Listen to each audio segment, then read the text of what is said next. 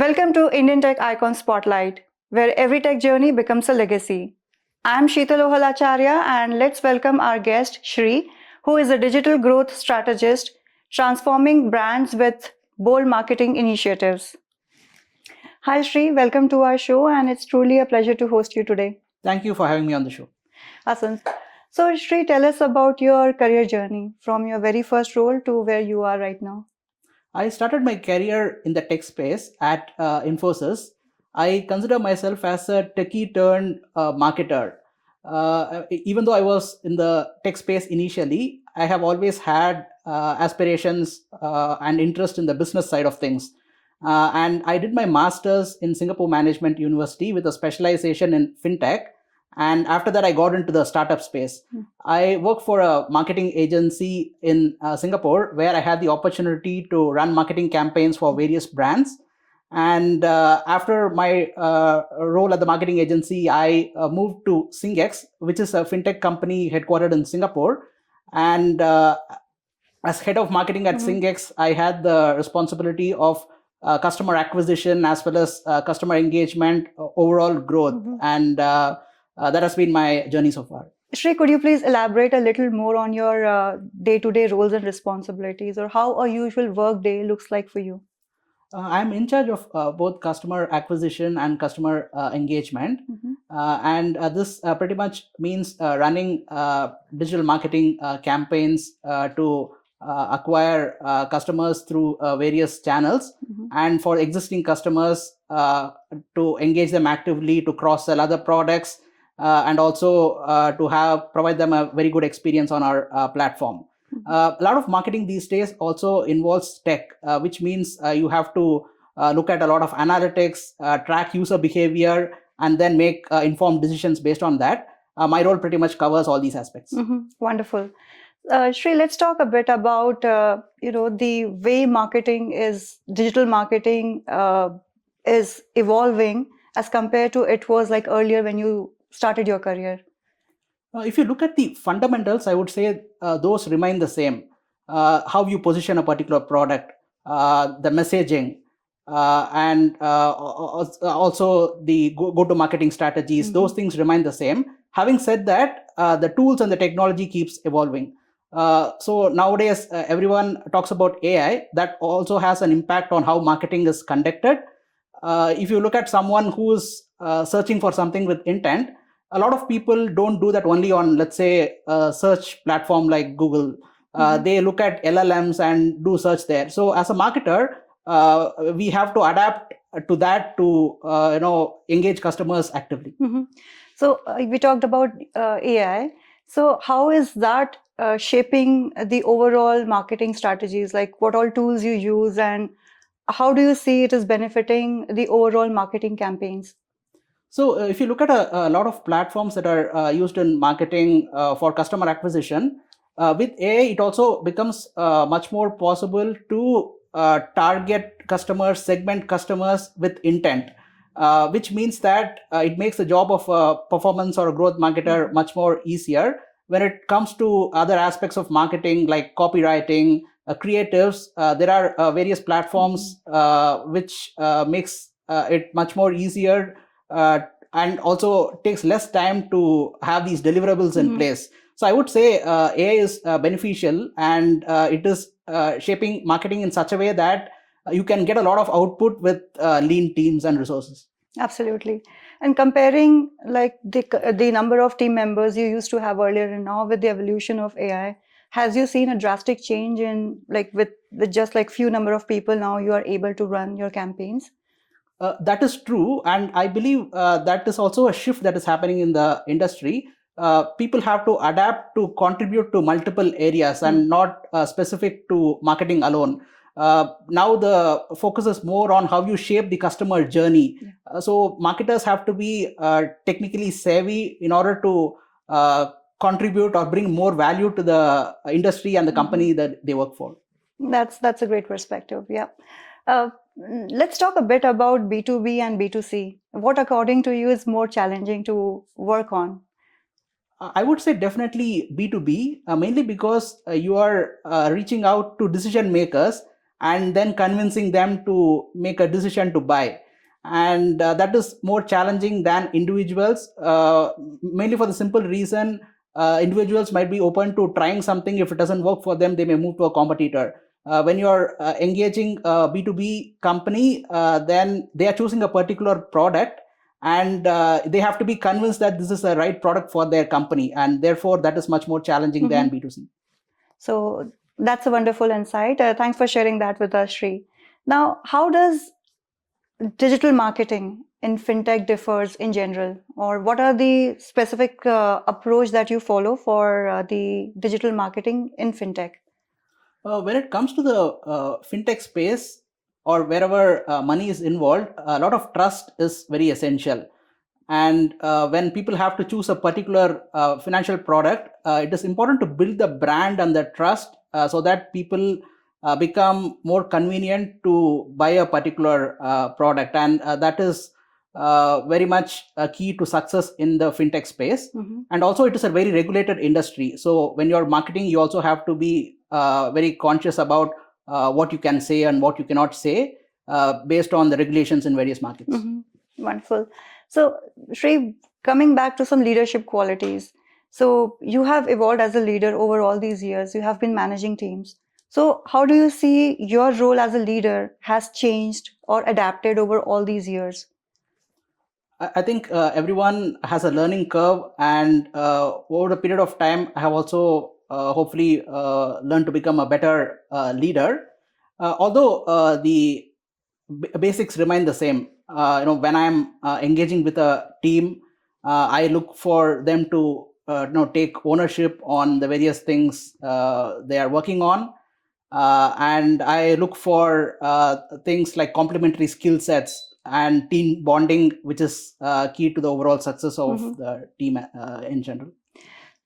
So, Shri, given the high demanding role, like there are a lot of deadlines that you have to meet. So, within that overall pressure that you have to manage the deadlines, how do you keep your team always motivated? I feel empathy is key. To take a keen interest on the aspirations of an individual in the team, where they want to be in their career and how much they can contribute to the team, is something I focus on, because that brings the best out of an individual. And I would say this is not only with respect to team. Even when you're looking at customers, empathy is the key, right? Because you are thinking from their perspective, and when you think from others' perspective, I think you get the right solutions to them, or give them a better experience overall. That's wonderful to know. Thanks for sharing that perspective with us, Shri. Now, let's talk a bit again about the leadership qualities. So, what are the core qualities you believe that a leader should have? Leaders should have vision, and they should have clarity in terms of where they want their company to be, where they want their team to be, and decisiveness, taking decisions effectively. I think these are some of the attributes of a good leader. That's, I think, the much needed qualities that a leader should have. Thanks for sharing that insight with us. Shri, let's talk a bit about, we talked, about your professional journey. We talked about the digital marketing. Let's talk a bit now about your hometown, about your early days. So we would like to know from you where you were born and how was your childhood like, and are there any fond memories from your childhood that you still carry with you? I grew up in Chennai, and both my parents were working, and I had the benefit of being surrounded by my grandparents as well, which gave me some of the attributes I carry today, like discipline, hard work, and so on. I have a sister as well who currently lives in the US. I think in the times which we grew up in the 90s, there was not too much focus on gadgets and mobile phones. And I believe that has been a whole different experience when you think back. So maybe those are some of the memories I would cherish, where you were able to spend time with people than being focused on gadgets. Absolutely. And I believe us as a generation who have experienced the real social connect. So, Shri, now let's talk again about you mentioned you did your master's from Singapore. So, from where you did your graduation, if you want to share those college days with us. I did my engineering in electronics at Shastra University in Tamil Nadu. Mm-hmm. And I think it was a place where probably I discovered my interests. I had a keen interest in technology as well as business, and I realized that I wanted to start my career in the tech space and gradually move into business related roles. And that's how I have pursued my career as well. And I would say a lot of this was shaped during my engineering days. So, Shri, I would like to know, like, was it your ambition to travel across the world, like during your college days, or it just happened? I have a lot of interest in traveling, but not necessarily outside of India.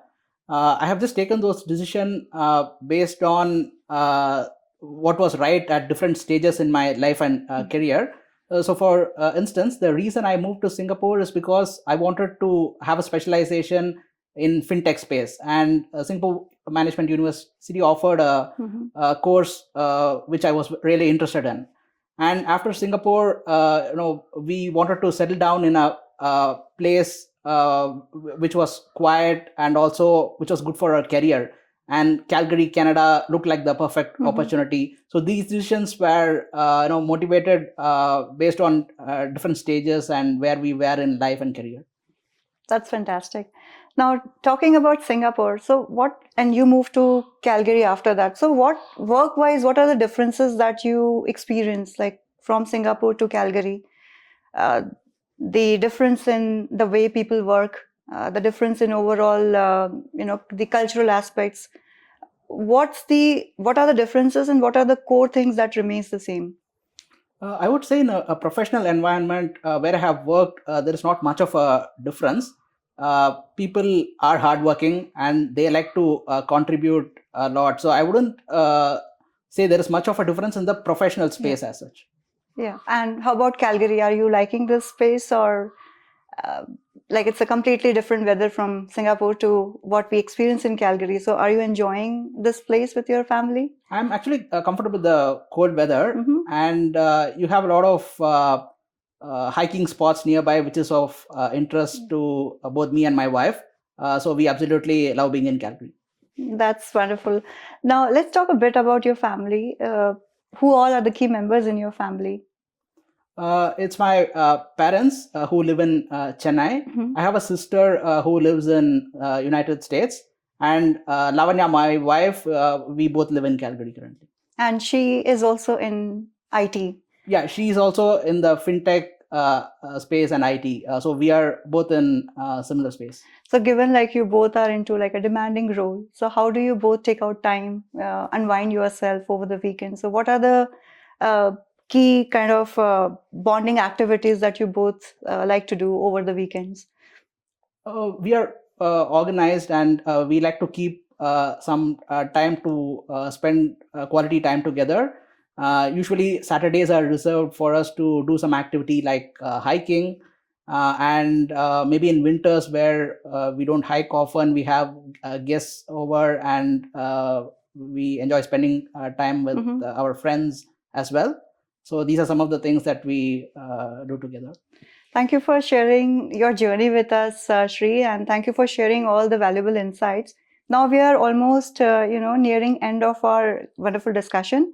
And at the end, we have a round called as the rapid fire round, where I'll be asking you some questions and I would be expecting some quick answers from you. So shall we start? Sure.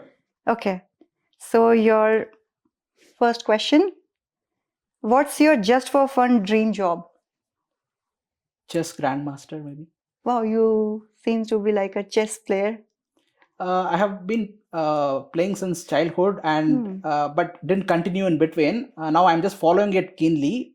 Fintech or adtech? Which one is more thrilling? Fintech. Okay. B2B or B2C? Which one is tougher to crack? B2B. Okay, yeah, you answered that before. If your calendar had one D&D day, like a do not disturb day, how would you spend it? Hiking. Okay, nice. PowerPoint, whiteboard, or napkin sketches? How do your best ideas come to life? Whiteboard. Nice. And the last question, What's your favorite way to celebrate a big win?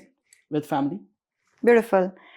And that completes our rapid fire round. And thank you so much, Sri, for taking out time and sharing all the valuable insights with us, your journey with us. And it's been lovely chatting with you. And we wish you continued success for all your upcoming ventures. Thank you very much. I really enjoyed the discussion. Same here. Thank you so much.